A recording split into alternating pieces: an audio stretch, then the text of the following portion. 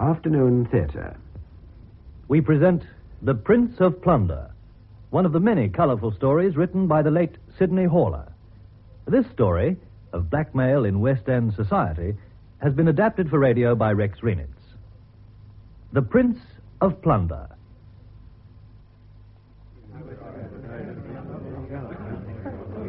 If I may have your attention, gentlemen. Thank you. What I have to say won't take long. For some time now, the Commissioner and I have been worried about the increase of blackmail in this country. As the senior officers of Scotland Yard, you're the eyes and ears of the law, so you must be aware of it. A great number of men and women have paid dearly, and are still paying in hard cash for their indiscretions of the past. Some have even been driven to take their own lives. Now, we know as a matter of cold statistics that particular forms of crime tend to come in waves, or in cycles, if you like.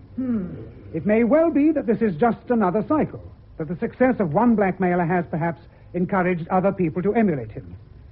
On the other hand, we have had a number of stories in the press lately suggesting the existence of a highly efficient organization controlled, so our Fleet Street friends would have us believe, by a person who calls himself the Prince of Plunder. You can't believe the papers, sir. You know what those boys are like to chance anything for a story. Plunder's a load of rubbish. I've never heard a more unlikely story. What do you think, Clavering? Hard to say, sir. Sounds a bit fantastic, I admit. Still, there might be something in it. Oh, no. Where's the evidence? Well, there's no actual evidence, perhaps, but I've handled 3 blackmail cases in the last 12 months, and they all seem to follow much the same pattern. Exactly. Inspector Clavering's put his finger right on the vital spot. There is a similar pattern, very similar, in almost every case we've had lately. The victims have been prominent in their professions or business or society, and the information on which they've been blackmailed has come from stolen letters or documents. Yes. Indeed, there's a suggestion that servants are being paid large sums for material of this kind. Any proof of that, sir? Unfortunately, no. At the moment, it's only a theory. We've nothing tangible at all. Doesn't that bear out that it is one person, sir? Or at least one organization? How do you mean, Inspector? Well, sir, let's say there have been 20 cases. If there were 20 different blackmailers, surely at least 2 or 3 of them would have bungled the job and been nabbed. That's quite a point. As I say, gentlemen, we don't know. The Prince of Plunder may exist, or he may be a mere figment of journalistic imagination. But this current wave of blackmail does exist, and it's our job to do something about it. My job and yours, gentlemen. Yes. And the sooner it's checked and stopped, the better for all concerned. Yes.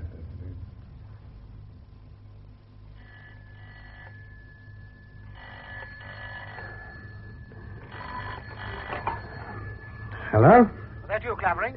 Morley here, Assistant Commissioner. Oh, yes, sir? I've been trying to get you for 10 minutes. My wife and I have just got back from the cinema, sir. Sorry to spoil your evening, but I've an urgent job for you. Heard of Charles Crandon? The Wimpole Street surgeon? That's the man. He collapsed and died half an hour or so ago at a dinner party given by Lady Blanchard. 341 Curzon Street. Heart, sir? No, it's more serious than that, I believe. Sir Brian Fordingham of MI6 was a guest at the dinner. Oh, yes. It was he who rang me. He seems to think it was suicide. You better get over there right away. Very good, sir. Wouldn't it happen to me? Now, Lady Blanchard, may I first have a list of your guests, please? Oh, yes, Inspector. We're only a small party. For Mr. Crandon, of course. Yes. And then there's Sir Brian Fordingham. Hello, Clavering. How do you do, sir? Oh, you know each other? Yes, indeed. The inspector and I are old friends. Oh, really? This is Sir Gilbert Mildmay. Sir Gilbert Mildmay. Address, please, sir? 8 Winston Court. It's just off Belgrave Square. 8 Winston Court. And your occupation, sir?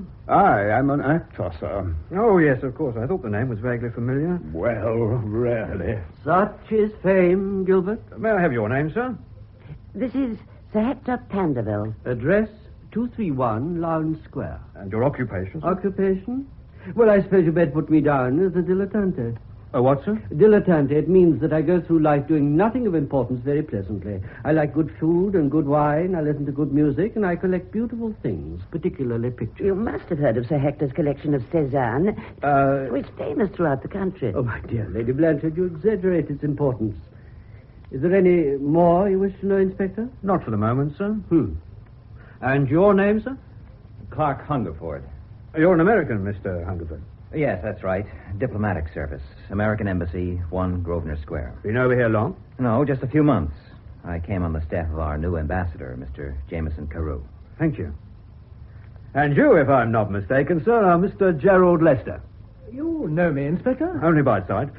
Twickenham, 3 years ago. England versus Wales. So, you're a rugger fan. Used to play a bit myself, sir. Years ago. I say, you're not the Clavering. Played forward for England, 35, sir. Well, you are. I'll be... Sorry, Lady Blanchard. No, sir. We must get together sometime, Inspector. We certainly must, sir. Now, may I have your address? Yes. 18 Talbury Place, Piccadilly. And your occupation? Well, I'm afraid I haven't one, really. You see, I came into a legacy, and I... Quite, sir. I'll put you down as gentleman. Oh, thank you, Inspector. And my last guest, Inspector, is this young lady, Miss Judith Farrell. Your address, please, miss? 84 Beckwith Square, Kensington. Do you want my occupation? Yes, please. I'm a fashion artist. Thank you. And that's the lot, is it, Lady Blanchard? Yes. Well, now, Sir Brian, suppose you tell me exactly what happened. I think Miss Farrell's the one to do that. She was seated on Mr. Crandon's right. Well, Miss Farrell? There's not much to tell, really. Mr. Crandon and I were talking when the butler interrupted us and handed him a note. Just a small folded piece of paper, really. You'd better explain about that, Robert. Yes, my lady. It was handed to me at the front door, sir, by a person. What sort of person? Well, sir, he was a sharp-looking character, a bit of a villain, I'd say. Had you ever seen him before? No, sir. Did he say anything to you? Oh, yes, sir. What? You want his exact words, sir? If you can remember them, yes. Well, sir, he said, you've got a guide here called Crandon. And then he pushed the note into my hand and said, give him this. It's urgent and it's personal, see? And then? But then he went, sir. Would you recognize him again? Oh, it was fairly dark, sir, but I've got a good memory for faces. I think I would. Good. So you took the note straight to Mr. Crandon? Oh, immediately, sir. Thank you, Robert. Oh, right, sir. Right, well, let's get back to you now, Miss Farrell. Well, Mr. Crandon read the note and then slipped it into his pocket. Did he seem disturbed at all? Yes, very. I tried to pick up our conversation again, but he didn't seem to be listening. I turned away for a minute to speak to the person on my other side. Then I turned back just in time to see Mr. Crandon slip a tablet of some sort into his mouth. You actually saw him take something? You're quite sure? I can bear that out, Inspector. I was sitting right opposite. I saw it myself. Thank you, Mr. Lester. Yes, Miss Farrell? 2 or 3 seconds later, he gave a sort of groan and slumped forward. Perhaps I can pick up the story from there. We thought at first he'd had a seizure of some kind. 3 or 4 of us went to his assistance, but he was dead when we got to him. I realized at once he'd been poisoned. What made you think that, Sir Brian? There was a strong smell of almonds. Ah, cyanide. Yes. So instead of calling a doctor, who couldn't have helped anyhow, I rang your chief, Sir Charles Morley. So that brings us up to date. Except for the note. Now, what happened to that? I took charge of it. Here you are. Well, thanks. You have until midnight to make up your mind. Sounds like a threat of some sort. My guess is blackmail. Well, quite agree with you, old man. I think I can tell you who. Indeed, Sir Gilbert? The Prince of Plunder. Oh, my dear fellow, don't be absurd. There's no such person. Well, nonsense. Of course there is. Well, how do you know? A lot of melodramatic claptrap, if you ask me. No. Don't you agree, Inspector? Well, sir, Oh, dear. I just thought the newspapers... I suppose there's no chance of hushing this up, is there, Inspector? I'm afraid not. It's bound to come out at the inquest, if not before. Oh, dear. I don't want to be unkind, but if Mr. Crandon had to commit suicide, I do think he might have chosen elsewhere. It's so inconsiderate. I know most of the press crowd, Lady Blanchard. I'll see if I can't persuade them to play it down. Oh, thank you, Sir Brown. Well, now, I'm afraid I shall have to take formal statements from all of you. And after that, sir, are we free to go? Certainly, Mr. Hungerford. Oh, thank you. Oh, Miss Farrell, I've got my car outside. After the inspector's through, may I drive you home? Well, Oh, please. I was sort of hoping that... well, all right then. Oh, thanks a million. I've hardly had a chance to talk to you all evening.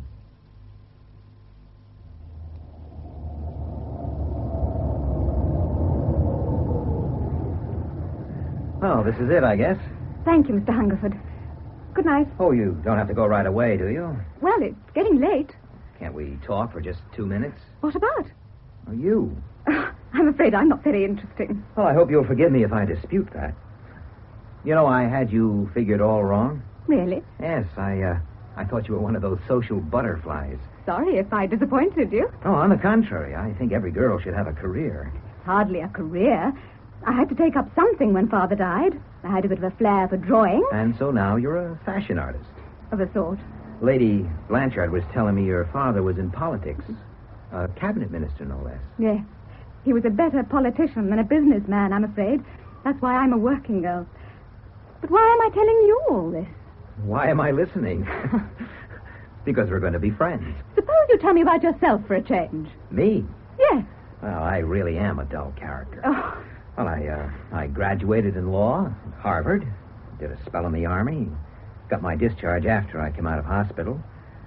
Jameson Carew was an old family friend, and when he was appointed ambassador, he brought me along. Just for the trip, I guess. I've been here 3 months. Oh, I think London's wonderful. And now I want to hear some more about you. For instance, what do you do when you're not working? Oh, go to theaters and concerts when I can afford them. I suppose you've got lots of friends. Not that many. Family? Only Tom, my brother. He's in Sir Ronald Luke's department at the Foreign Office. Oh. Is he as nice as his sister? Oh, Tom's all right. He's a bit reckless, perhaps. How come? It's the crowd he's in with. They all seem to have more money than sense. Yeah. And he tries to keep up with them, huh? Yeah. I've tried to tell him dozens of times that it won't work, but he won't listen. Yeah, brothers never do.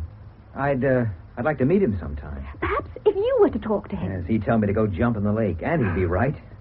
No, I just thought we might get on together. I'm sure you would, Mr. Hungerford. The name is Clark. And yours is Judy, isn't it? Yes. And now I simply must go. Good night, Clark. Good night, Judy.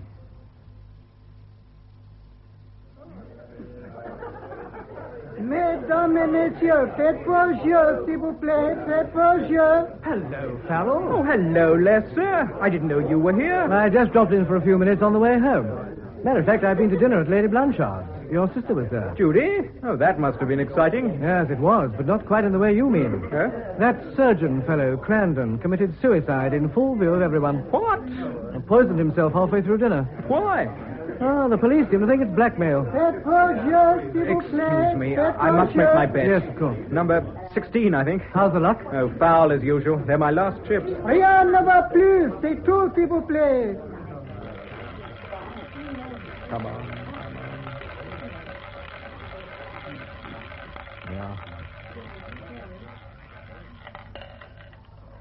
Numéro 15. Numéro 15. Well, that's that. Look, I hate to ask you, Lester. Yeah? Do you think you could oblige me with a small loan? Well, certainly, if you really want it. But it's no good pushing your luck when it's out, you know. Why don't you call it a night? Yes, but... Oh, maybe you're right. Tell you what, I'm only a few minutes from here. Why not come up for a drink? I wouldn't be very good company, I'm afraid. Nonsense. I realize I've no right to say this, but you're in a bit of a spot, aren't you? I am rather. Yeah, I thought as much. It's just possible I may be able to help. Well, that's damn good of you, Lester. Well, hang it all, we're friends, aren't we? Come along. We'll talk it over. So you think it was blackmail, eh, Clavering? It certainly looks that way, Sir Charles. The note, I mean, and... Well, I've been checking on Crandon's past. It's not exactly the open book one would expect of a Wimpole Street surgeon. Of course, I've no actual proof of anything, but there were 2 or 3 incidents years ago... Knowledge of which could be dangerous in the wrong hands, eh? Exactly, sir. Any leads yet? None at all, sir. The note was on cheap paper, writing obviously disguised. How about the fellow who delivered it? I've already had the butler in, going through the rogues gallery, sir. No luck so far. Well, stick at it anyway. I certainly will, sir. Excuse me. Hello? Assistant Commissioner? Yes, he's here. It's for you, sir. Oh, thanks. Morley here. Yes? Yes? I see. Very well. I'll send a man over right away. Goodbye. Didn't you say one of the dinner guests last night was a Miss Judith Farrell? Yes, sir. Daughter of Sir Michael Farrell, the politician? That's right, sir. That was Bayswater police. They found her brother Found him. in Hyde Park with a bullet wound in his head and a revolver in his hand. Suicide. Looks like it. I wonder whether there could be any connection. Between this and Crandon, sir? Yes, maybe just a coincidence, of course. Probably, sir. Still, there may be a link of some kind. Exactly. Sorry to push more work onto you, Clavering, when you're up to your eyes already, but I think you're the one who should investigate this. Very good, sir. I'll get onto it right away. You can't mean it, Inspector. You can't. I'm sorry, Miss Farrell. There must be some mistake. I'm afraid not. It doesn't seem possible. Tom! No. Take it easy. I'm sorry. How did it happen? You'd better prepare yourself for another shock. I'm sorry to have to tell you your brother took his own life.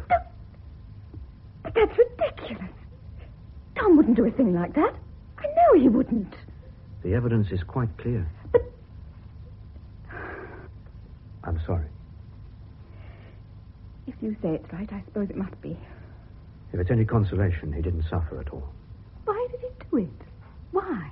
He was very heavily in debt, or didn't you know that? I realized he was probably living beyond his income, but I had no idea. I mean, surely for the sake of a few £100. It was considerably more than that, I'm afraid. About 3,000. 3,000? He'd been gambling rather heavily in a small club off Piccadilly, roulette mainly. How do you know all this? That's our job, Miss Farrell, to find out such things. Last night your brother was at this club. He gave the proprietor, a Greek named Pirelli, an IOU for £50 and lost the lot. Altogether, Pirelli holds his IOUs for just on 2,000. Was it in the club that it happened? No. Quite some time later. Your brother left the club with someone you know, Mr. Gerald Lester. Yes. He was at Lady Blanchard's last night. From there, he went to the club where he met your brother, persuaded him not to play anymore, and took him to his flat for a drink. He guessed your brother was in some sort of trouble and thought he might be able to help. That was good of him. Of course, he had no idea he was so deeply involved. When he learned how much it was... Tom told him? So it seems. Anyway, he realized there was nothing much he could do. He offered to lend your brother £500 if he promised not to gamble again. But your brother wouldn't accept. In fact, Lester says he rather resented the offer. Knowing Tom, I imagine he would. I'm surprised he discussed his affairs at all. It's quite unlike him. You know how it is, Miss Farrell. Sometimes you've just got to get a thing off your chest. Anyhow, it did no good. He left Lester's flat about 1 o'clock. And after that? We can only guess his movements from then on. Somehow he must have got hold of a revolver. The doctor thinks death took place about 3 a.m., so I imagine he probably walked in the park for a couple of hours and then decided the only way out was to end it all. And you say he didn't suffer. What about the mental agony he must have gone through in those 2 hours? And all the misery over the past weeks and months. I know, Miss Farrell. It's an old story, of course, but always a tragic one. Believe me, I can't tell you how sorry I am. Thank you, Inspector. Do I have to identify him or anything like that? Mr. Lester's already done that. I'm sure the coroner will accept his identification. The coroner? Of course. There'll have to be an inquest, won't there? Yes, it's fixed for tomorrow morning. There may be no need to call you, but I'm afraid we shall want you there in case. All right, Inspector. I understand.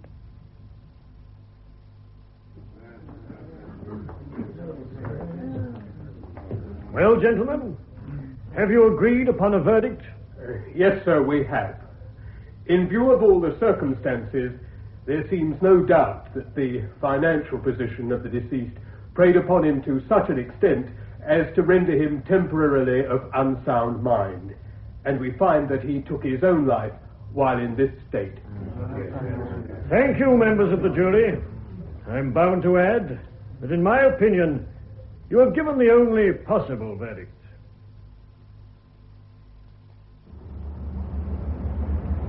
Ah, there you are, Miss Farrell. Can I drop you anywhere? Oh, good of you to offer, Mr. Lester, but... No, please. My time's my own. It's no trouble. Well, in that case, thank you. Splendid. Now, where to? I think I may as well go back to work. Where's that? Buckler & Smart's, Regent Street. You wouldn't perhaps care to have a spot of lunch first? If you don't mind. All right, I quite understand. Bucknell & Smart it is. Miss Farrell, I'm sure you don't want me to make all the conventional noises of sympathy, but may I just say one thing? Of course. Tom was my friend. I did try to help him. I know that, and I'm grateful. I'd like to think of you as my friend, too. So if there's anything I can do at any time, any little thing at all, please don't hesitate to say the word. Thank you. And having got that off my chest, let's say no more about it.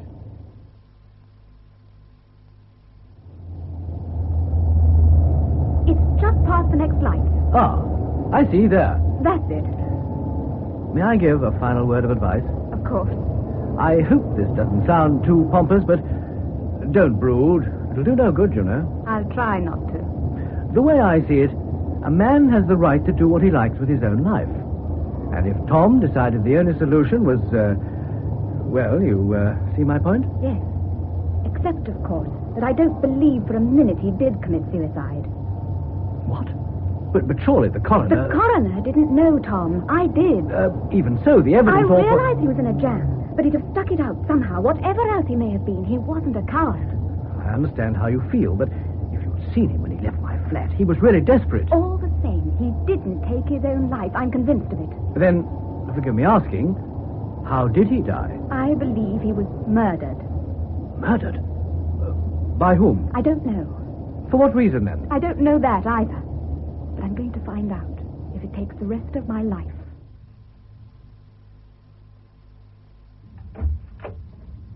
Hello, Betty. Judy, what on earth are you doing here? I work here, remember? Oh, look, my dear, I know I'm a slave driver, but surely you could take a couple of days off? I'd rather be working than moping in the flat. Well, you could go to a cinema or have your hair done or something. It would take your mind off things. I'd be all right, really. Well, it's up to you, my dear. But if you're determined, you might as well start with the Vanya Dean assignment. The actress, you mean? Well, that's how she's officially described. Don't tell me she's descended to Bucknell and Smarts. What have we got that Dior hasn't? A credit account, dear. She's been resting these last 3 months. And I shouldn't imagine she'd get much out of that current boyfriend of hers, Ronnie Luke. Sir Ronald Luke? He was Tom's chief. You don't mean that he and Miss Dean... Darling, everyone knows. Can't be for his money. It's probably all he can do to pay his alimony. I'm reluctantly forced to conclude it must be love. Anyway, no business of ours. What's this assignment you mentioned? She's condescended to give us a trial.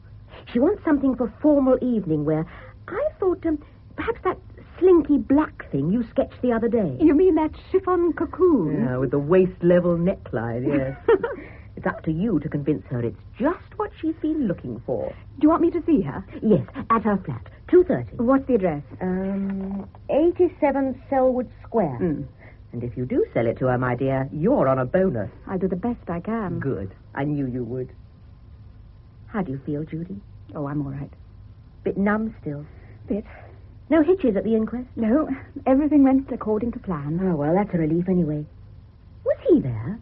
Was who there? Well, that American you met the other night. The one you thought so nice. Clark, what's his name? Of course he wasn't. Why should he be? Oh, if I were in his shoes, I know I'd have been. After all that talk about let's be friends and so on. You don't think I believed all that, do you? Well, the way you spoke, I did sort of get that idea. He's probably even forgotten my name by now. Disillusioned all of a sudden, aren't we? Oh, Betty. Anyway, he mightn't even know. About Tom, I mean. It was only a small paragraph in the papers. Determined to find an excuse for him, aren't you? I'm trying to be fair, that's all. If you don't mind, I'd rather not discuss him anymore. Oh, okay, my dear. Anything you say. Hello. Oh, Mr. Hungerford, there's a gentleman asking for you, a Mr. Brooke. Not George Brooke. Yes, sir. Oh, send him in right away. Yes, sir.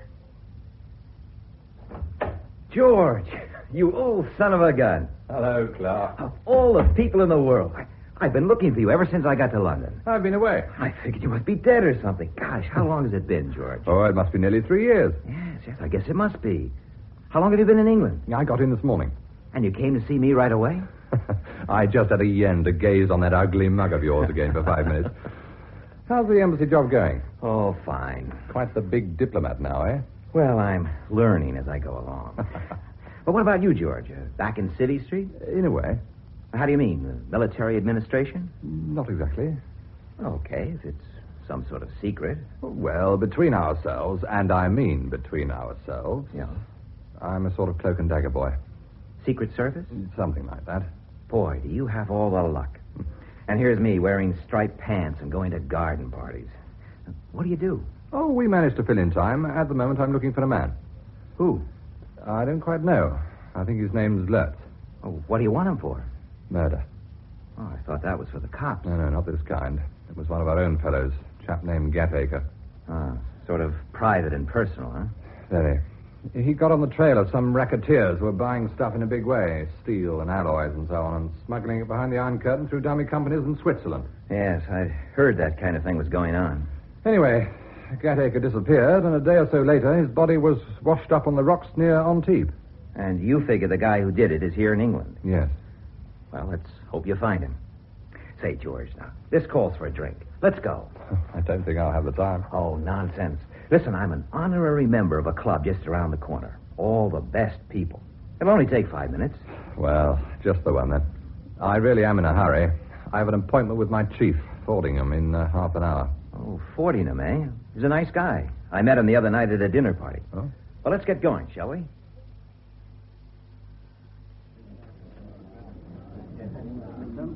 Just one more drink, George. No, really. I must fly. Well, okay.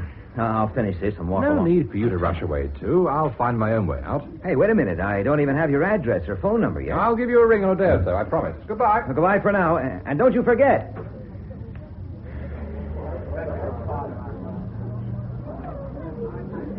Be or not to be, that is the question. Lost in thought, Mr. Hungerford? Oh, hello, Sir Gilbert. Hello, Mr. Hungerford. You remember Sir Hector Pandervell, of course. Well, yes, certainly. How do you do, sir? Gilbert has a theory that no man should drink alone. Bad for the soul, he says, not to mention the morale. You mind if we join you? Oh, not at all, sir. May I order for you? No. We already have our drinks. Well, you've quite got over that extremely nasty experience of the other night, I trust. Oh, sure. Lady Blanchard was right, you know. It really was most inconsiderate of Crandon. Well, I guess he must have been so scared stiff over that note he didn't stop to think of anything. Gilbert still insists it was sent by our mythical friend, the Prince of Plunder, of course. Now listen to me, old boy. My dear fellow, must we start that all over again? You still say it's a lot of melodramatic nonsense, eh? I do, yes. Then what have you to say to this? A month from now, I shall be the Prince of Plunder. You? Oh, really, Gilbert? Oh, on stage, of course.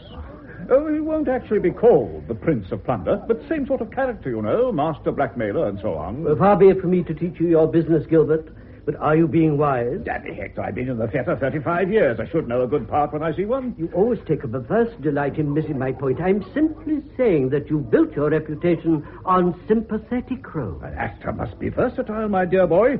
Think of all the great ones. Garrick, Keane, Irving. Anyhow, this part is sympathetic. A blackmailer, really, my dear fellow. To the last minutes, at any rate. Well-known social figure, wealthy, bachelor, hordes of friends, and so on. Without wishing to be immodest, that seems a fair description of myself. I trust he isn't by any chance also an art collector. No, here's the wonderful payoff, old boy. He's an actor. Well, damn a successful blackmailer would need to be a pretty good actor, wouldn't he? Well, it's a point, of course, but... I tell you, it's the best part I've had for years. It'll put me right back on top. Well, you know your own business best, I suppose. Oh, by the way, Mr. Hungerford. Yes? You remember meeting a Miss Farrell at Lady Blanchard's, I dare say. I certainly do. Unfortunate about that brother of hers, wasn't it? What was that, sir? Oh, my dear boy, haven't you heard? No, not a thing. I knew she had a brother, of course. Tragic business. He committed suicide. Shot himself. Are you sure, sir? Well, of course. It was in all the newspapers. I didn't see it. Oh, just a paragraph. I think the inquest was this morning. Gosh, poor kid. Well, if you'll excuse me, gentlemen, I'd like to go and phone her right away.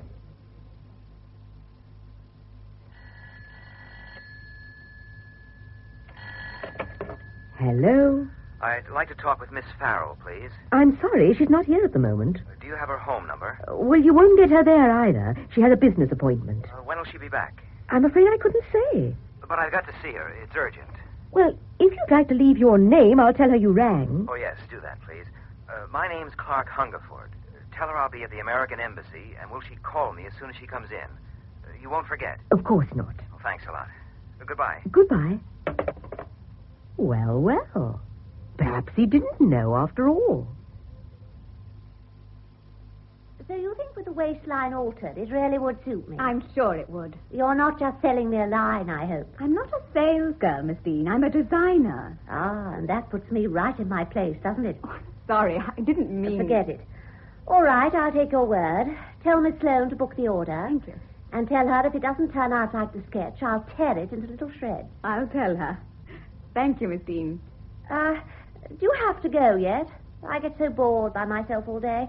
Wouldn't you like a cup of tea or a drink or something? I'm sorry. I'm expected at the office. If there's anything else you want at any time, you will get in touch, won't you? I don't even know your name yet. You mean my... Aren't you Tom's sister? He showed me a picture of you one night. You knew my brother? Of course. He was on Ronnie's staff. Sir Ronald Luke, I mean. That's how we met. Did you know him well? Not as well as I'd have liked. Ronnie took a poor view of it. You know what men are. Didn't he ever mention me to you? We didn't see each other very much. Poor Tommy.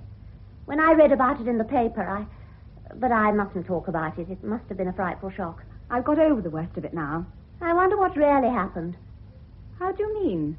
Would you really believe he was the kind of person who commits suicide just because of a few little gambling debts? No, I don't. Nor do I. Whatever it was something a lot more serious than that. And if you ask me, Gerald Lester could supply the answer if he chose. Mr. Lester? You know Gerald, don't you? Yes, of course. But you can't mean... Oh, I'm not suggesting he was personally involved or anything like that. But I think Tom told him the real reason, and he's keeping quiet about it. But why should he? To save a scandal, perhaps? Protect someone's name? It hasn't occurred to you, for instance, that Tom was being blackmailed by somebody? Blackmailed? Look, if you know anything, why don't you say it instead of just dropping hints like this? I'm sorry. Now I have upset you. Of course you've upset me. What do you know about Tom? Nothing, my dear. I was just theorizing, that's all. But all the same, if I were you, I'd have a long talk with Gerald Lester at the first opportunity.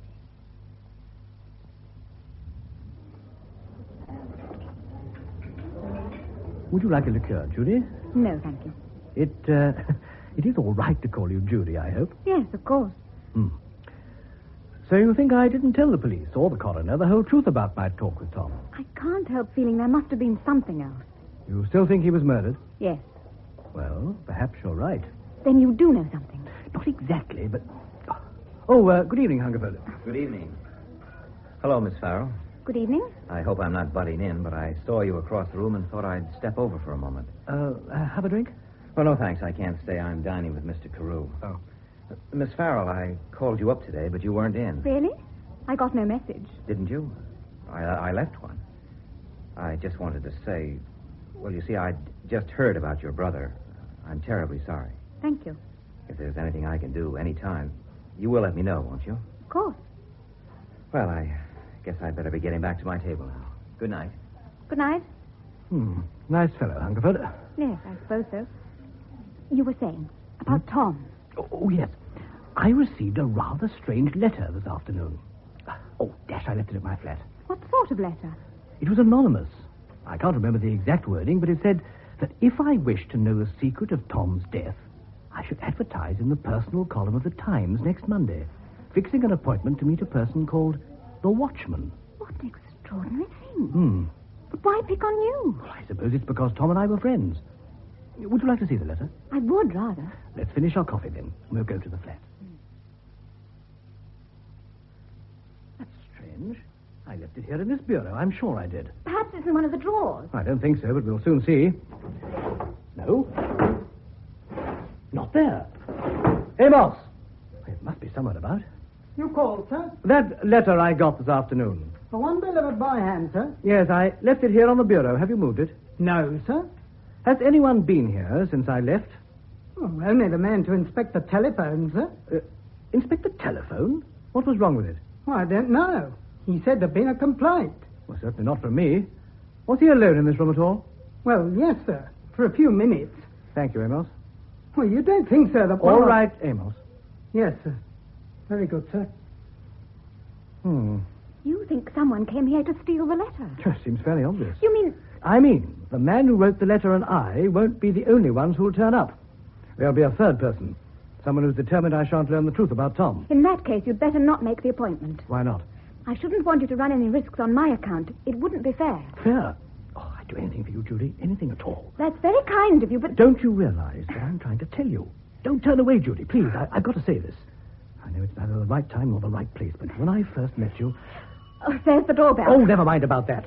Please listen to me, Judy. I'm so head over heels in love that I can't... You mustn't. Please, let me go. Be kind to me, Judy. Please. Hey, what goes on here? Clark! What the devil are you doing here? This happens to be my flat. And this young lady you've been mauling around happens to be a friend of mine. Get out, or I'll throw you out. Brother, you asked for it. Come on, Judy, let's beat it. I hope you realize... Look, are you going to go quietly, or do I have to carry you There's out? absolutely no right. Okay, let's go. Put me down! Put me down! Stay here, put me down! Well, the point is, Sir Brian, that if... Excuse me, Brooke. Fordingham here. No, I'm engaged at the moment. I can't talk to anyone. I'll ask him to ring me again in 10 minutes, will you? Right. Oh, sorry about that. Now, Brooke, you were saying? I was saying I saw Lurtz last night. You did? I think it was Lurtz. He sprang out from a doorway and tried to knife me. We had a bit of a scuffle, then he landed me one on the jaw and ran for it. Oh. Did you get a good look at him? That's the trouble. It was dark, but I'm pretty certain it was him. So, you were right about his being in London. And about him killing Gatacre. How do you make that out? He must know I'm after him. And he must know why. Otherwise, why would he try to murder me? Yes, it's a reasonable thesis, but it's still not proof, you know. Oh, I'll get proof all right as soon as I can lay my hands on him. Need any assistance? No, thanks. This is personal. Yes, I see your point. Well, anything else you want to discuss while you're here? Just one thing, Sir Brian. Yes? Apart from you and myself, who else knew Gatacre was on this mission? No one. Well, that's to say no one but the PM and Sir Ronald Luke. Luke, eh? Yes, the whole inquiry originated through him, at least through his department. I've been hearing one or two stories about Sir Ronald. Oh? How long has this affair of his been going on with that actress, Vanya Dean? About 7 or 8 months, I believe. Anything known about Miss Dean? What, you mean departmentally? Yes. Good Lord, no. Ever had her investigated? Certainly not. It might be worthwhile, you know. Why? Well, it can hardly be Luke's appearance that attracts her. It certainly isn't his money. And 7 or 8 months is quite a long time.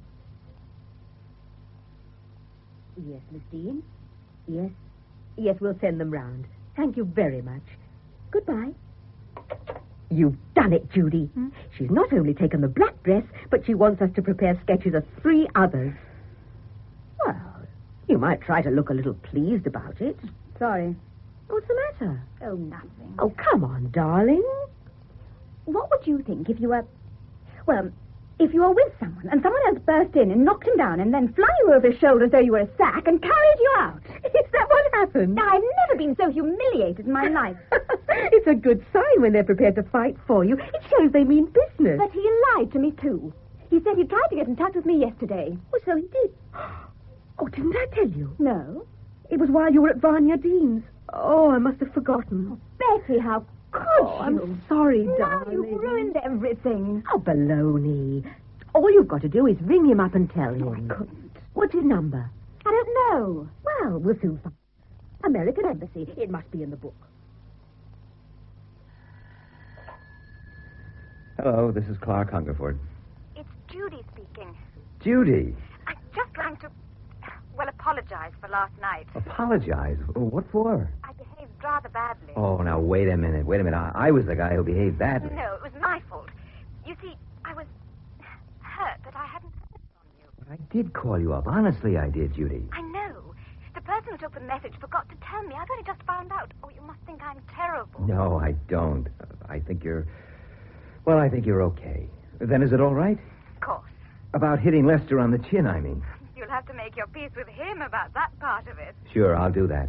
I'll phone him right away. Oh, and, Judy. Yes? What are we going to do tonight? Well, you are free, I hope. Yes. Okay, how about dinner someplace, and then maybe a theater? That sounds wonderful. Right. Be ready at 7. I'll be there on the dot. Bye now.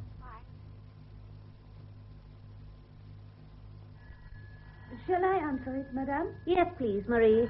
And if it's Sir Ronald Luke, I'm not in. But, madame... In fact, from now on, that's a general instruction. I don't want to talk to him or see him again. If you will pardon the liberty, have you quarreled with him, madame? No. I'm just sick to death of him and his nasty, niggling, narrow little mind, that's all. See who that is? Yes, madame. This is Miss Dean's apartment. I wish to speak to Miss Dean, please. Who is it, please? Just tell her, an old friend. One moment, please. I will see if she is available. It's a man, madame. He will not give a name. He says he is an old friend. It's not Sir Ronald, is it? Oh, no, madame. A different voice altogether. Tell him I... Oh, all right, I'll speak. Yes, madame. Hello, this is Vanya Dean. How do you do, Miss Dean? Who's that speaking? You wouldn't know me. They call me the Prince of Plunder. What? Is this some stupid joke? I never joke. Then you must be mad. There's no such person as the Prince of Plunder. No. Of course there isn't. It's all newspaper talk. A friend of mine told me only the other night. Friend? You refer to Sir Ronald, perhaps? I'm not going to waste any more time. I think you will, Miss Dean. Do you remember a certain John Wickham? What? According to my records, John Wickham was hanged 15 years ago for murder. His wife, it seems, was jointly charged. Just a minute, please. You may go, Marie. Yes, madame. And close the door. Yes, madame. That was my maid. I didn't want... Of course not. I quite understand.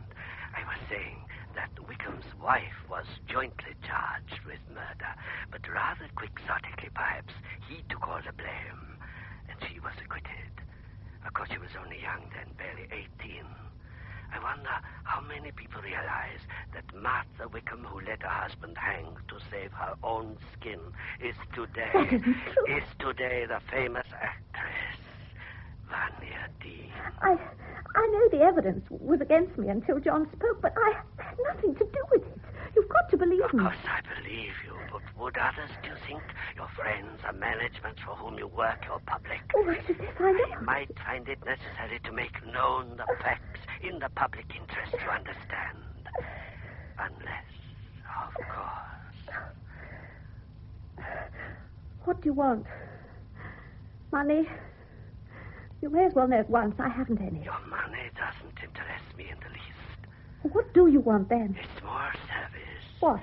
You are friendly, shall we say, with Sir Ronald Luke of the Foreign Office. I was, you mean? When did you break with him? Well, I haven't actually yet. But... Splendid. And he still believes you're in love with him.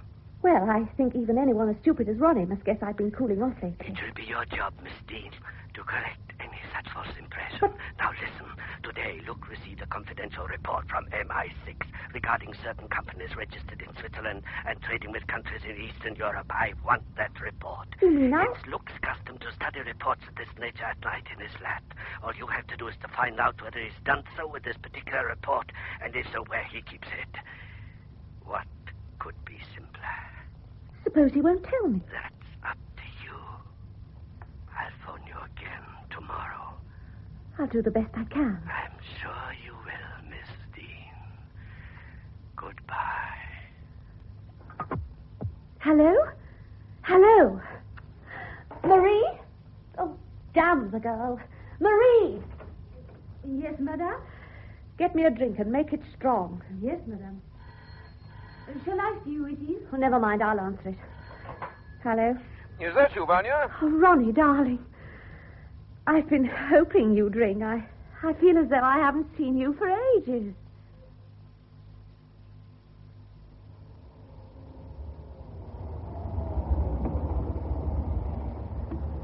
Well, Judy, this looks like good night. Thanks for a lovely evening, Clark. Oh, listen to who's thanking who. This has been the most wonderful night of my life. Nonsense. No, I mean it, honestly. Judy, Yes? Well, there's something What are we going to do tomorrow night? Tomorrow night? Well, I hadn't thought. Well, I am going to see you, aren't I? I mean, you don't have another engagement. Well, no. Oh, that's fine. Same time? You're sure you want to? Of course I'm sure. Hold everything. I've got a better idea still. Tomorrow's Saturday. You don't work Saturday afternoons, do you? No. Then let's take a run out someplace into the country. We can find a little pub somewhere and have Oh, a meal. I'm afraid I can't. I have an appointment at 5:30. 5:30. Can't you put it off or something? No, it's important. I'm to call on Sir Ronald Luke. The Foreign Office guy? Yes. He was my brother's chief, as you know. Tom's job was only a minor one, but all the same, it brought him in touch with things that were of a confidential nature. Yeah. And I've an idea that this might have had something to do with his murder. So you still believe he was murdered? More than ever after talking to Gerald Lester, and after that letter he got. You're quite sure there was a letter? Of course. Why should he invent such a thing? Oh, maybe he thought it was better than come up and see my etchings. Isn't that just a little unfair to him? Nothing could be unfair to that wolf in a sheep's clothing. Why do you laugh? I was just remembering the way you looked when you burst into the flat. Poor Mr. Lester. He didn't really deserve it, you know. I guess not. But I did call him up this afternoon and apologize. That was sweet of you, Clark. How did he take it? Oh, like an English gentleman. But I still say he's a wolf at heart, though. Anyway, don't let's talk any more about that. You were saying about Luke? I thought he might be able to give me some clue about Tom, so I wrote asking if I could see him. I got a note back this afternoon asking me to call at his flat tomorrow. 5:30, you say? Yes. Well, how long do you expect you'll be with him? Oh, it shouldn't take more than a few minutes.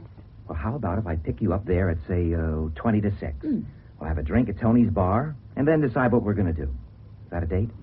It's a date. Good night, Clark. Good night, Judy.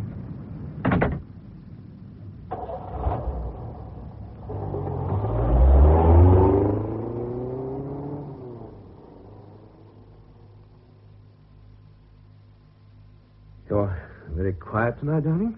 Am I? Have another drink. No, thanks. Come on, tell me what's wrong. Nothing. There is. I don't like to see you like this. It worries me. Well, if you must know, Ronnie, I've been thinking about us. Us? How do you mean? Wondering how much longer it's going to last. You're not getting tired of me? Of course not, darling. You frightened me for a minute. I wish I could be as sure you're not getting tired of me. My dear Vanya, don't talk such nonsense. Is it nonsense, Ronnie? You know it is. You do love me, don't you? Well, haven't I proved it over and over again? Oh, please, Vanya, I hate to see you like this. I'm sorry, darling, but for all we've been to each other, I just can't help feeling I mean very little to you, really. That I'm no more than a very small part of your life. But that's quite untrue. You mean everything to me. It's sweet of you to say it, Ronnie, but how can I? I have to share you. What do you mean? Well, your wife, for instance. But you know I've asked Celia 3 times for a divorce. Your friend. But, darling, I've already explained... Oh, I know. In your position, you have to be discreet. I realize, as things are, we can't be seen together, and I can't share your friends. Even your work is so secret you can't discuss it with me. Yes, well, I bet before you and Celia parted, you used to talk it all over together. Husbands and wives always do. But I'm not your wife, and so... Do you realize, Ronnie, that all the time we've been with each other, you've never told me a thing about your work? Well, you know, darling, it is rather confidential. And you don't trust me, is that it? No, of course not. I trust you implicitly. Oh, what is it then? Well, you see, I'm bound by oath not to talk about it to anyone. Oh, that amounts to much the same thing, doesn't it? Please, Vanya, you seem determined to misunderstand. Well, you can hardly blame me, can you? I think it's time I went. No, but please, don't... Oh, what can I say to prove to you that... Does it matter? Of course it matters. You want proof. Very well. You shall have it. Look. Oh, is that where you keep your safe? Behind the bookcase? I always knew you must have one, of course, but even that was secret. You see what I mean? Yes, of course I do. Now, look, I'll show you whether I trust you or not. This is where I keep documents I bring home to study. You see? You can look at them if you like. No, really, darling, I didn't How mean... about this one? Top secret. There are only 2 other copies of this report. The Prime Minister has one, the Foreign Secretary the other. It concerns the smuggling of vital raw materials to countries behind the Iron Curtain. Men have died so that this might be compiled. Go on, read it. Read it? Yes. But it'd take me hours and hours, and I wouldn't know what it was about. You said I didn't trust you. Oh, but Ronnie, I am dear. proving I do. You do believe me now, I hope. Oh, darling, of course I do. Please, put it away. You're sure you don't want to read it? Quite sure. Very well. I'll put it back. There. I'm sorry, Ronnie. It was beastly of me to go on like that. All right. That's all right. Let's have another drink, shall we? I really should be going. Who on earth could that be at this hour? You're not expecting anyone? At midnight? Good Lord, no. Why doesn't your man answer it? It's his evening off. Well, you better go then, haven't you? Yes. Listen, Vanya, don't misunderstand me, please, but it might be... Well, it might be embarrassing if you were to be found here. Is there any other way out? No, you'll have to go into the bedroom. I may be there for hours. I'll get rid of whoever it is as quickly as I can. Now, please, darling, be a good girl. Well, all right.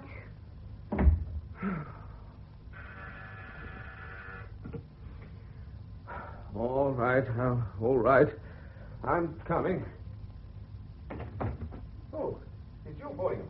Good evening, Luke. Sorry to trouble you at this late hour, but may I come in? Well, yes, I suppose so. Thank you. Are you alone? Yes. Quite sure? What do you mean? Oh, the Carters. Yes. I had a friend in earlier on. I haven't cleared up yet. Miss Dean, perhaps. Now, look here, Fordingham. I'm sorry to be so blunt. You know my job, Luke. You know there are times when I have unpleasant duties to perform. This is one of them, I'm afraid. I don't understand. I think you do. As a general rule, a man's private life belongs to himself, and we've known for a long time of this liaison between you and Miss Dean, but we've had certain inquiries made, Luke. What sort of inquiries? Into Vanya Dean's background. I'm sorry if this hurts your feelings, but do you think it wise that a man in your highly responsible position, a man with access to vital secrets... Get out of here. Oh, for heaven's sake, Luke, don't be a complete fool. Get out, I said. So that's your answer? Yes. Very well, but don't say you weren't warned. Now, don't bother, I'll let myself out.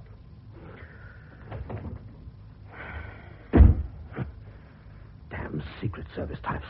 All the same. Well, that's just about the limit. Huh? Practically accused me of being a spy. Now, Vanya, wait a minute. Well, that's what it amounts to, doesn't it? You might at least have defended me. But I did. I always knew you were spineless. Oh, Vanya. How could you have stood there and let him say those dreadful things? This is the end, Ronnie. Vanya, please. No, wait, please. Wait, listen to me. Good night. Oh, Vanya. And goodbye. Oh, Vanya.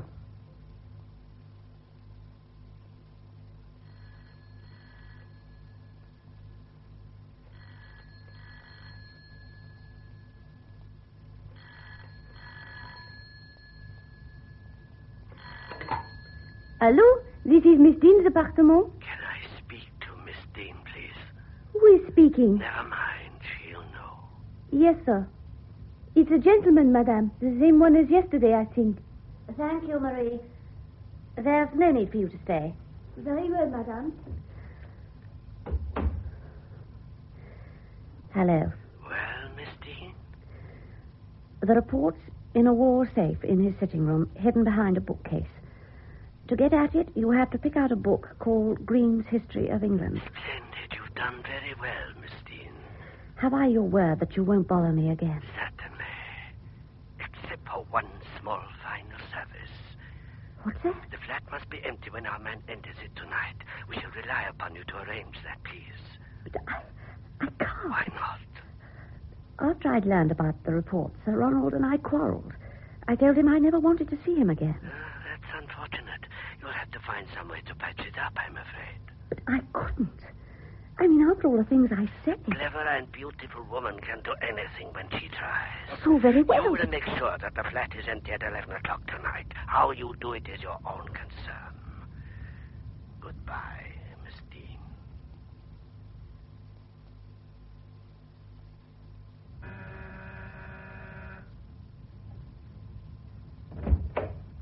Good afternoon, Sir Ronald.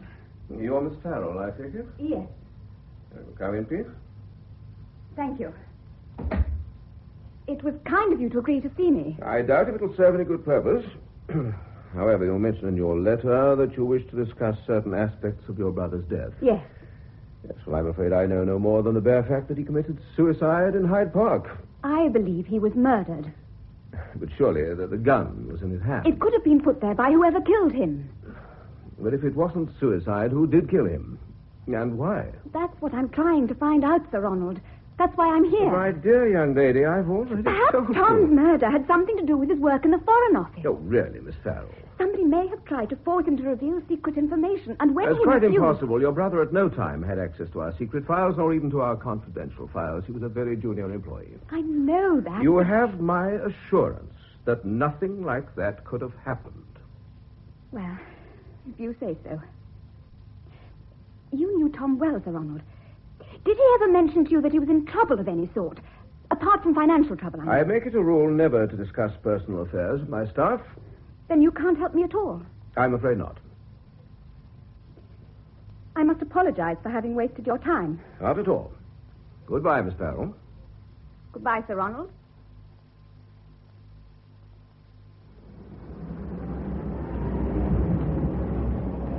Hello there. Hello, Clark. Well, it's just as well I arrived early. You couldn't have been in there more than a couple of minutes. I wasn't. Yes. And if I'm any judge, you didn't have much success. No. Well, what did he say? He simply ridiculed the whole idea in a few well-chosen words and showed me the door. Yeah, he would. Oh, anyway, the heck with him. Ah, now I see why he was so anxious to get rid of me. Huh? Oh, that blonde just going into the building, you mean? Yes, it's Vanya Dean, the actress. Ah. They're supposed to be close friends. Very attractive, don't you think? Not my type. What is your type? Well, maybe I'll tell you a little later.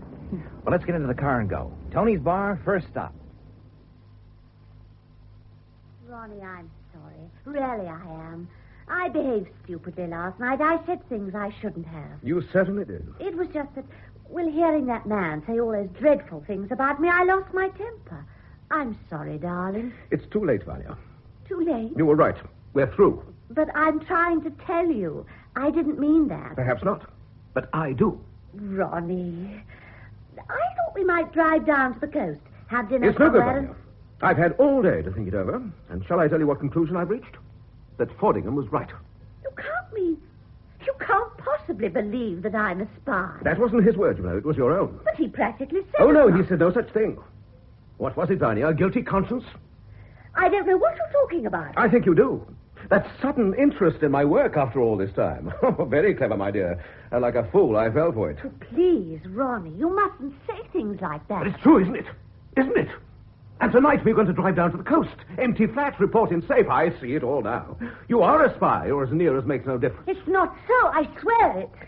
Well, we'll soon see about that. Oh, what are you going to do? Ring Fordingham, of course. Let him decide. Oh, Ronnie, please. Ronnie. Excuse me, Brooke. Hello. Matthew Fordingham. Yes. This is Ronald Luke. I'm speaking from my flat. Can you possibly come over here at once? Yes, I dare say. But what did you want to speak about? That matter we were discussing last night. Oh, yes. And I think you should know that... Hello. Hello. Are you there, Luke? Hello. What's the matter? Something's happened to Luke. He's either had a seizure of some kind or... What? I don't know. Come on. Let's get over there at once. Luke! Open the door! There's no sign of a caretaker. We'll have to break down the door. All right. Ready. Now! Once again. Now! That's it. Luke! Luke, where are you? There he is. Eh? Good God. Is he dead? Yes. Looks like compound fracture of the skull. Yes, it does. It's paperweight, I imagine. I shouldn't touch him if I were you. No, I won't. Now, have a look around. See if you can find any evidence of who's been here. Okay. How about the police? I don't know. They'll have to be told. Yes, I suppose so. All the same, we don't want this to get into the newspapers. I've got it. Clavering. Most discreet man at the yard. I'll ring him now. I say, look at these. Huh?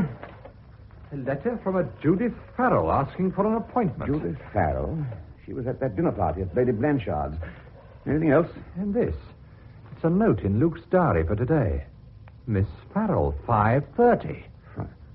You surely don't think... Well, it was only a quarter of an hour later that Luke was knocked on the head. Yes, but... Hello? Put me on to Detective Inspector Clavering, please.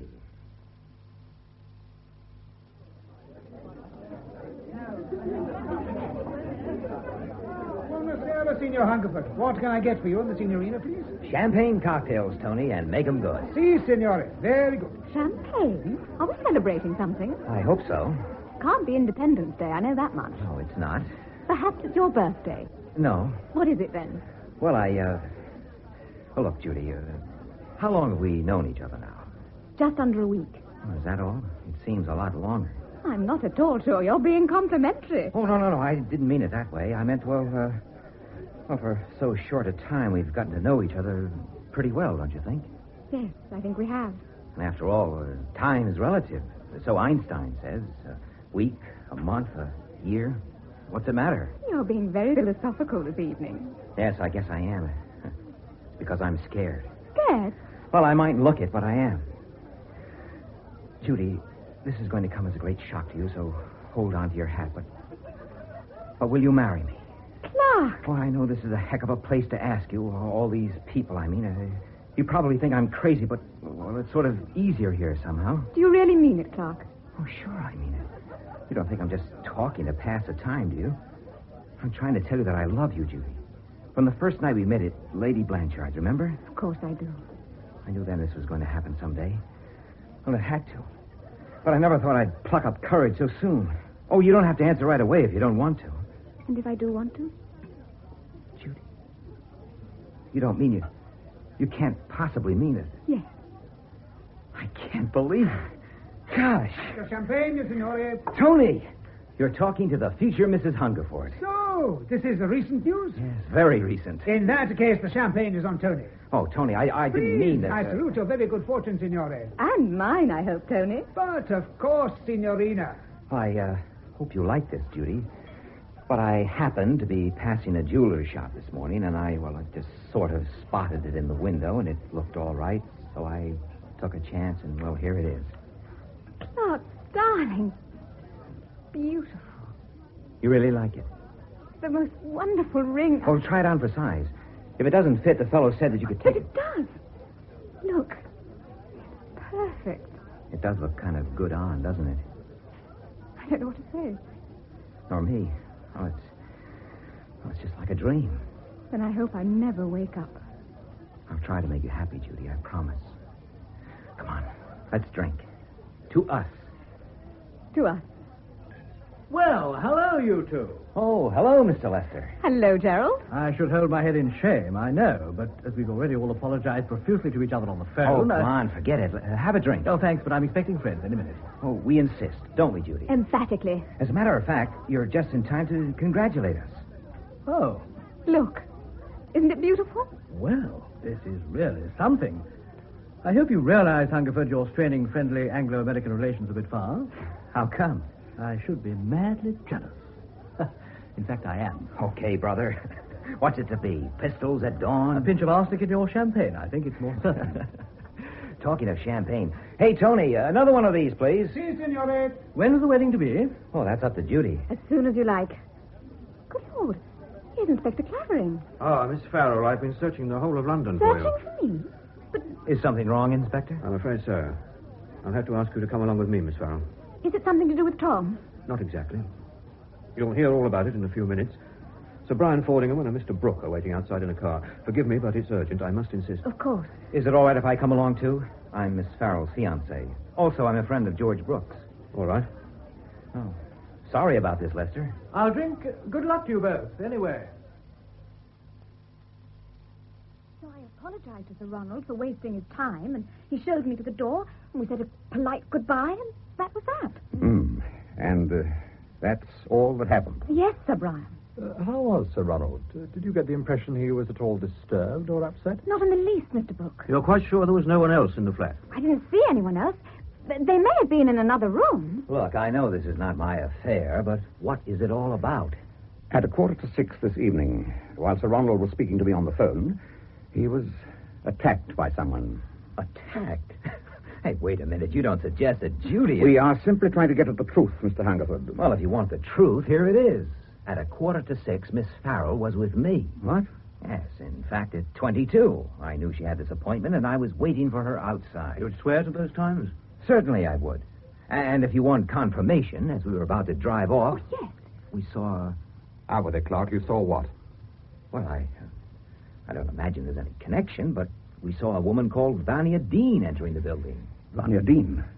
Are you sure? Yes, it was Miss Dean, all right. I met her only a few days ago. I think I'd better go around and have a word. No, wait. Let me do that. But it's my duty. Brooks, right, Inspector.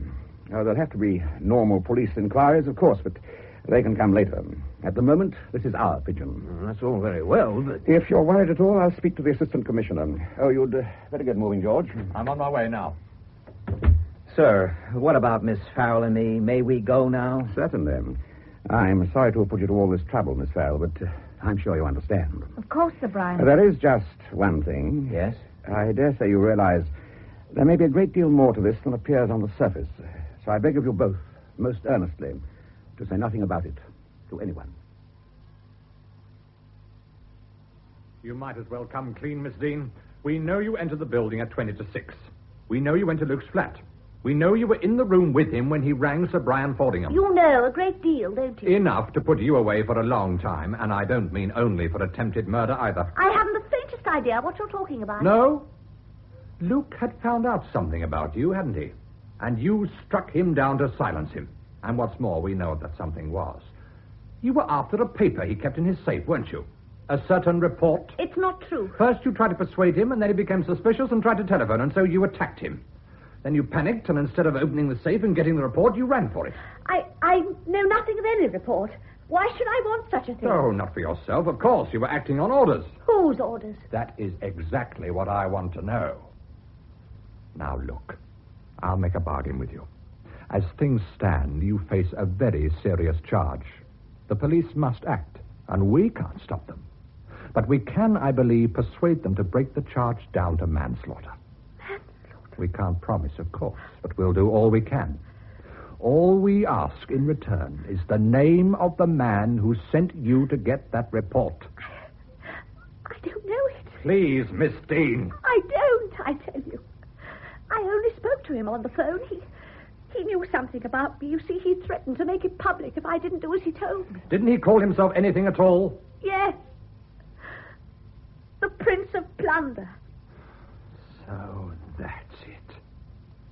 Did you have a long conversation with him? Fairly long. And you didn't recognize his voice? No. He had a foreign accent. It may have been assumed, though, because once or twice it did sound vaguely familiar. Who did you think it may have been? But I wouldn't like to say. I may be wrong, and besides, he threatened me. I'm afraid. We'll give you all the protection you need. Now, come on, Miss Dean. Who was it? Well, it sounded to me rather like a man I'd met called... Oh! Miss Dean. I heard a noise. Madame! Your mistress has been shot. Shot? From somewhere in that opposite building, I imagine. Phone for a doctor at once. I'm going across to look for whoever did it. I'll be back as soon as I can. And you found no one at all? It was an empty building. There were plenty of footprints in the dust, of course, but that's all. Whoever fired the shot must have made a pretty swift getaway. And when you got back to the flat, Vanya Dean was dead? Yes. A doctor had just arrived, but he was too late. You found nothing in the flat? Not a thing. I didn't expect I would. So we're no further forward at all. On the contrary. All we have to do now is to find the man who calls himself the Prince of Plunder.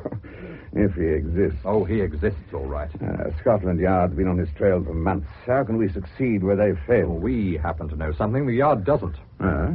What's that? That he's not only a blackmailer, but also the man behind this international smuggling racket.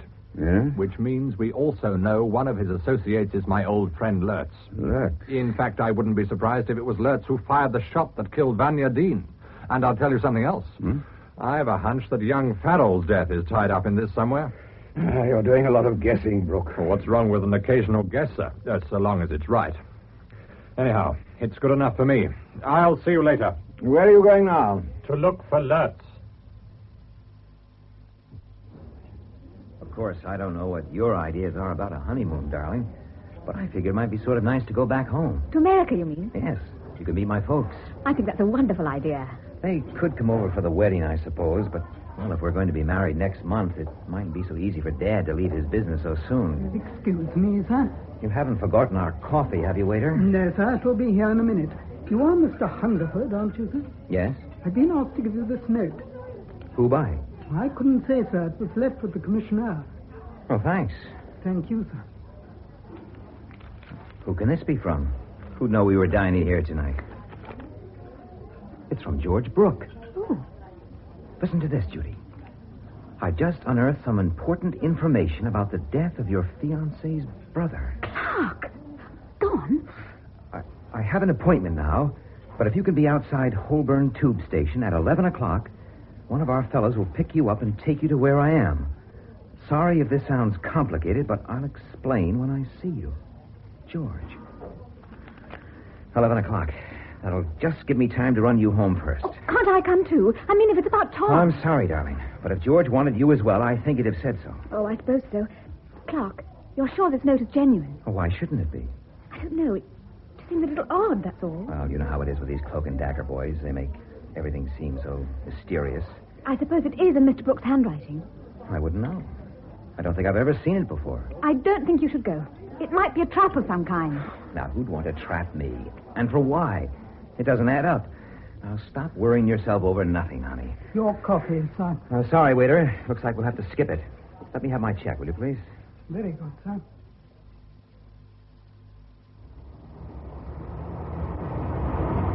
Mr. Hungerford? Yes? You're right on time. I've a car over here. Oh, I've got mine, too. Oh, that's a complication, I'm afraid.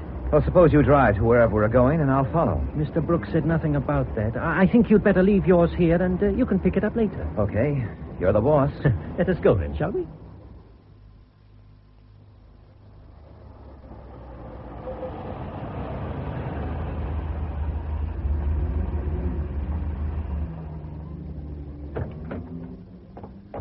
Is this the place? Yes. Will you follow me?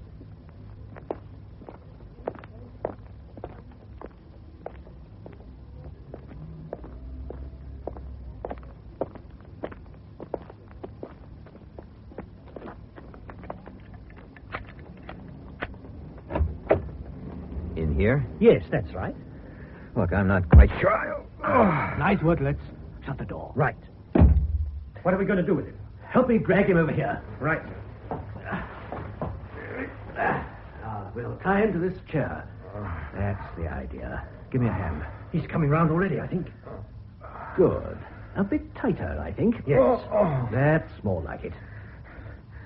What happened? Good evening, Mr. Hungerford. Lester. But I thought I was... Going to meet your friend Brooke. Exactly. I'm sorry, but one has to resort to a little subterfuge now and then. I don't get all this. Then I shall do my best to enlighten you. My colleague, Mr. Lurtz here, first suggested he should lie in wait for you as you were going home. He's a very good shot, is Mr. Lurtz, and I'm sure he'd have done an excellent job, but there was a risk and he might have failed. I didn't fail with the Dean woman, did I? Or with Gatacre? I don't question your efficiency for a moment, Lurtz, but this way is better.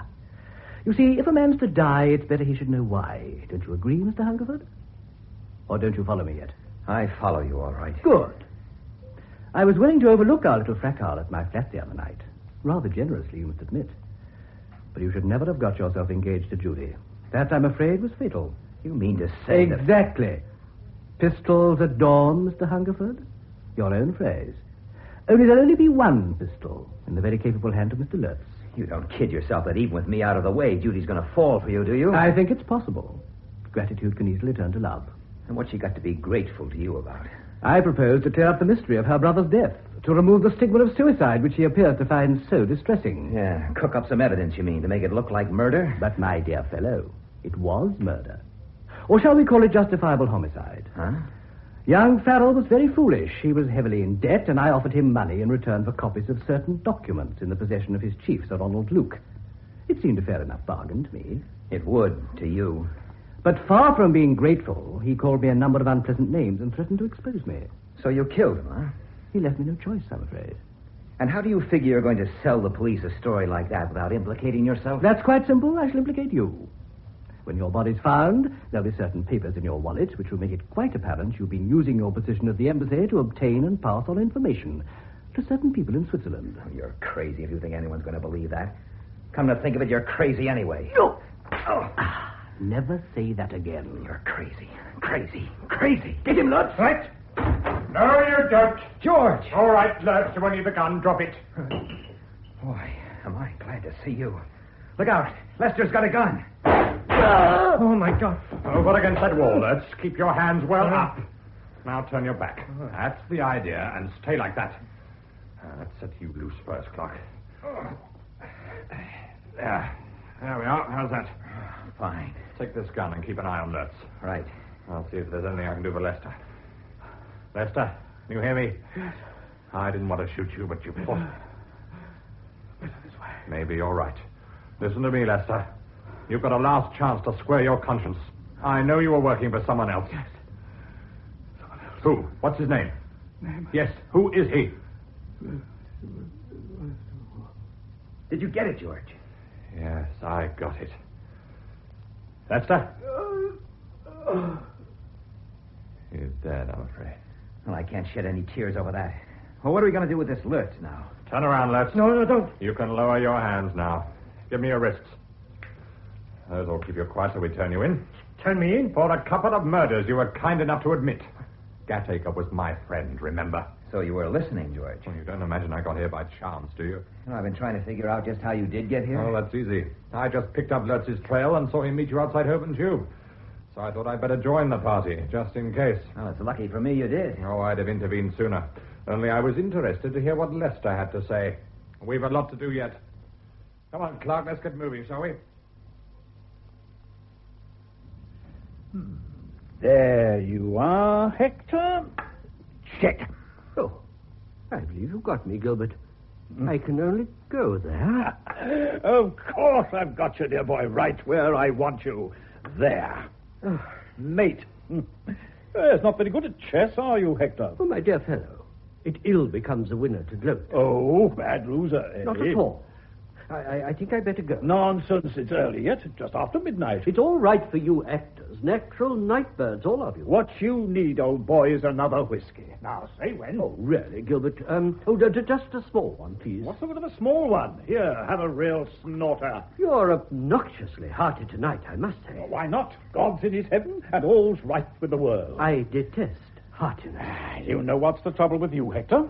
Liver, not enough exercise. Now, take me, for instance. Beg pardon, sir. What is it, Jameson? 2 gentlemen have called, sir. At this hour? Who are they? Mr. Brooke and Mr. Hungerford, sir. Hungerford? Our young American friend. Naive, but rather charming. Oh, yes, that chap, yes. Well, damn it, what can they want?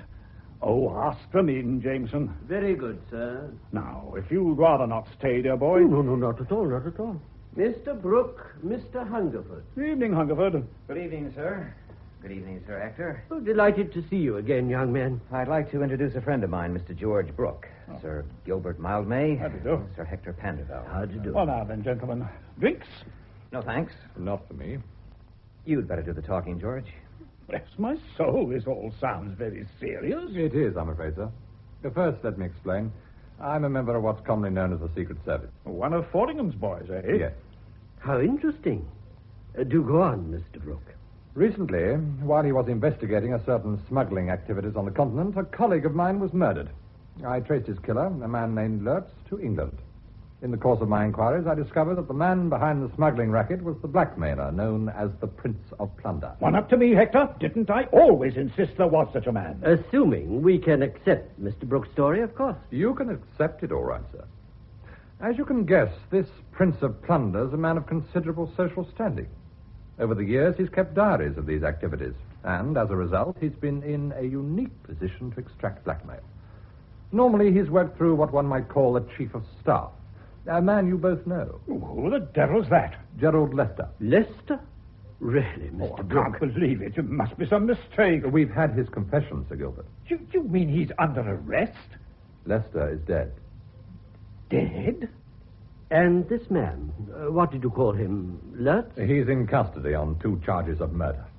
Tell me, Mr. Brooke, as a matter of curiosity, in his confession, did Lester name the man he worked for? Yes. That's how we found the diaries. We've been doing a little burgling, strictly illegal, of course. Whereabout?